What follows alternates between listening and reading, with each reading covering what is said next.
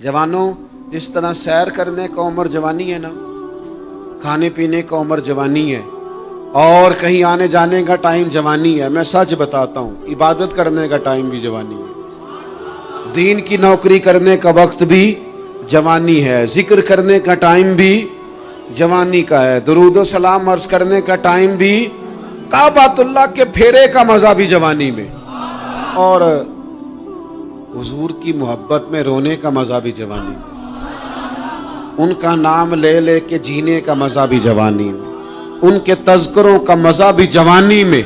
वक्त जाया न करें, इधर उधर ना गुजारें। और जनाब, ओ दोस्त, ओ नौजवान, ओ बेटे, आप यहाँ क्यों खड़े हैं? कहते हैं मैं टाइम पास कर रहा हूँ। तो मैंने कहा वो टाइम किधर से आया जो पास करना पड़ा?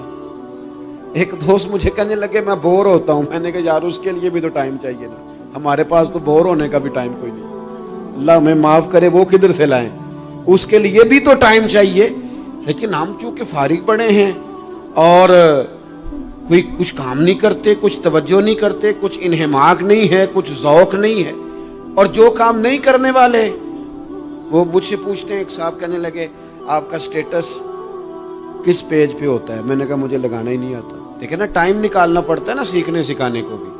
तो मेरी राय ये है, जितनी देर ये काम करना है उतनी देर हुजूर की सीरत का कोई बाब क्यों ना पढ़े, उतनी देर खैर के किसी काम में जद्दोजहद क्यों ना करें। लेकिन पता नहीं कहाँ उलझ गए लोग, वो कहाँ इल्म के जायके, वो कहाँ मोहब्बत की बातें, वो कहाँ लोगों का खैर तकसीम करना।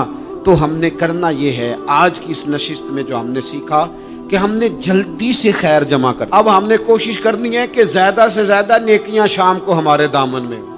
और जिस तरह लोग रात को सोने से पहले नोट नहीं गिनते, पूरे करते, आज बचत क्या हुई, आज खर्च क्या हुआ, आज आमदन कितनी हुई, कुल मेरी आमदन कितनी है, इसमें मेरी बचत कितनी है।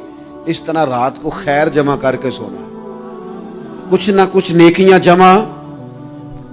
सहाबा फरमाते हैं हमने ना असर की नमाज पढ़ी नबी पाक अलैहिस्सलाम के साथ, तो पहला मौका हमने देखा कि नमाज मुकम्मल करके ना सलाम फेर के तो महबूब तेजी से उठे और जल्दी से घर तशरीफ ले गए।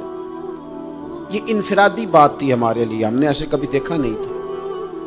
और थोड़ी ही देर के बाद करीम वापस भी तशरीफ ले आए। ज़हनों में सवाल थे कि महबूब इतनी तेजी से, और कभी रूटीन में ऐसा हुआ नहीं, रोजमर्रा नहीं ये मामूल। जल्दी से सरकार तशरीफ ले गए, तशरीफ ले भी आए। तो ज़हनों में तजस्सुस था, सवाल था कि ऐसा क्यों हुआ। तो महबूब तो जानते हैं ना गुलामों के ज़हन की सतह पर क्या उभरता है, वो क्या पूछना चाहते हैं, इनके नकूश पर कौन सी चीजें हैं जिनको पढ़ा जाए और उनके जवाब दिए। हुजूर तो जानते हैं ना। तो करीम महबूब फरमाने लगे तुम पूछना चाहते हो मैं कहाँ गया था और क्यों आया हूँ, इतनी तेजी से कहाँ गया? हुजूर फरमाने लगे मैं घर गया था, काशाना अक़दस में गया था, कुछ सोना आया था माले गनीमत का, मैंने सारा बांट दिया, तो एक टुकड़ा सोने का बाकी बच गया था।